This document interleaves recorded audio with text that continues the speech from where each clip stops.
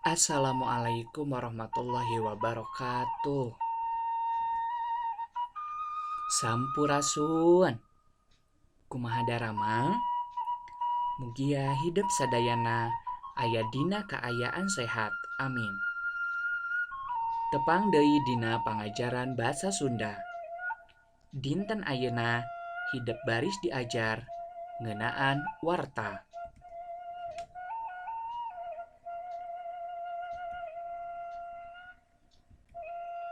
Nu kahiji aya mikawan warta. Kumaha nu disebut warta? Warta asalna tina basa Sangsekerta. Lemesna wartos atawa warti. Hartina beja atawa berita nu ditepikeun ku hiji jalma ka jalma nu lian. Warta teh ditepikeun dina wangun lisan atawa tulisan. Warta dina wangun lisan bisa ditepikeun ngaliwatan cumarita langsung, bisa oge ngaliwatan radio atawa televisi. Sedangkeun warta dina wangun tulisan sok kapanggih dina koran, majalah, bisa oge ngaliwatan internet. Dina seusehanana mah warta teh dijieunna dina wangun tinulis. Sabab anu ditepikeun sacara lisan oge ari dasarna mah warta dina wangun tinulis.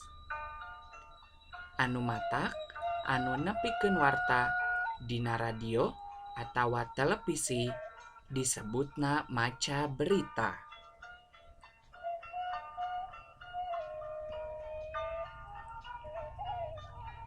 Henteu sakabeh kajadian atawa hal pantes dijieun warta.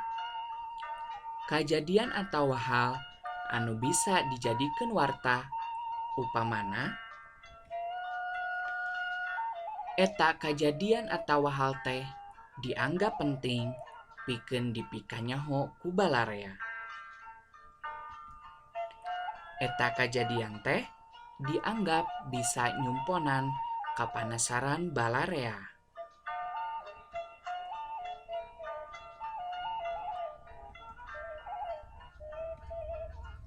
Nu kadua aya unsur-unsur warta.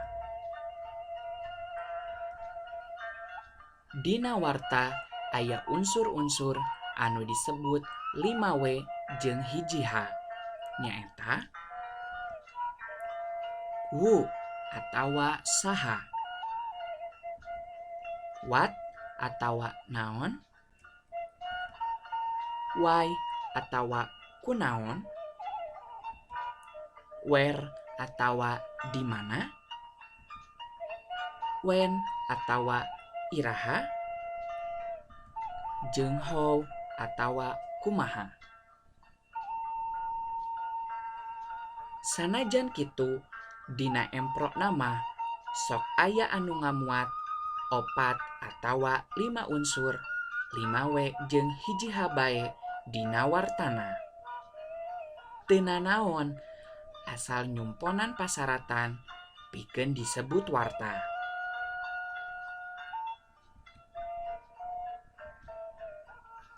Upama ditilik tina adeganana, warta teh diwangun ku puhu warta jeung eusi warta. Bagian puhu warta ngebrehkeun inti atawa poko-poko tina sagemblengna eusi warta. Ari bagian eusi warta mangrupa wincikan atawa katerangan tina inti warta anu aya dina bagian puhu warta.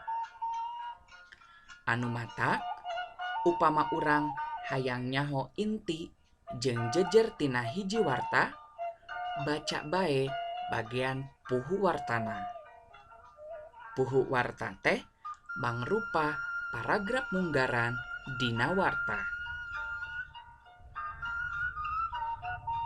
Warta mah diperdih salawasna kudu objektif jeung kudu netral. Henteu mihak ka salah sahiji pihak atawa golongan. Henteu kacampuran ku opini atawa sawangan jeung pamadegan pribadi nu nulisna. Warta salawasna kudu dumasar fakta atawa aya sumberna. Jadi, henteu cukup ku diwang-wang atawa dipapantas ku nu nulisna. Ari nu nulis warta disebutna wartawan, jurnalis, juru warta, atawa reporter.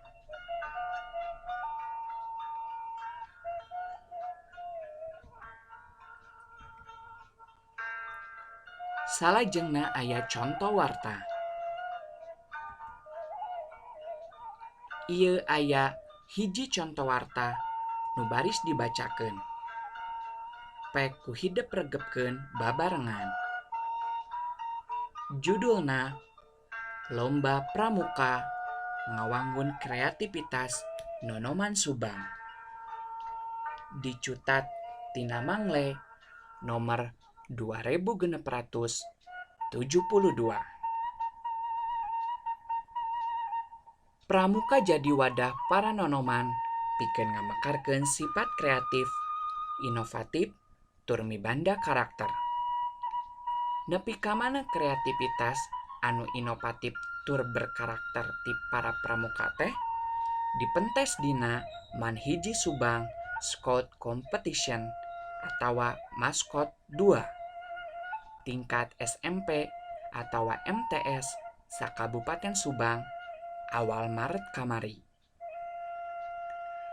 Upacara bubuka lomba kapramukaan tingkat SMP atawa MTS sakabupaten Subang teh dilaksanakeun di lapangan sakola Madrasah Aliyah Negeri Subang, Jalan Arif Rahman Hakim nomor 5 Subang.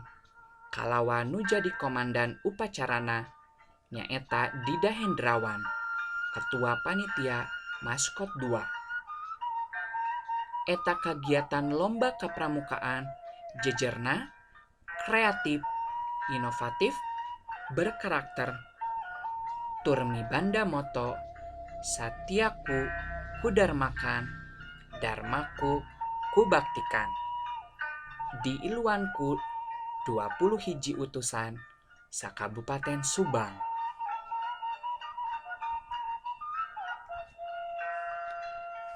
Hadir kana eta acara Kepala Seksi Pendidikan Madrasah Kementerian Agama Kabupaten Subang, Dr. Andes Jahrudin, minangka Kamabigus Manhiji Subang, Pedro Kawijaya SE, MSI ALT, Ketua Kuaran Subang, sakumna pembina pramuka pamilon ti SMP atawa MTS sederajat, para ketua Dewan Ambalan SMA atawa SMK atawa MA sakabupaten Subang, Pupuhu DKR Subang, serta Endang Firmansyah SPD, Wakil Kepala Bagian Bina Moda Kuartir Cabang Kabupaten Subang, nu sakalian jadi pembina apel bubuka gelaran lomba. Eta lomba marebutkeun 40 piala atawa tropi tetep jeung bagilir. Piala bagilir mah kacida agreng pisan. Jangkungna ge ampir 3 meter. Nu kabiruyungan nyangking piala bagilir nyaeta tim SMPN 4 Subang. Nu nulis nyaeta Dudi.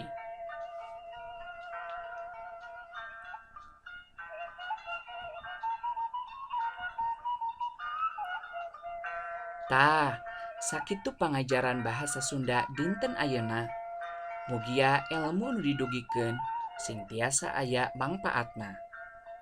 Hatur nuhun kana perhatosanana. Wassalamualaikum warahmatullahi wabarakatuh.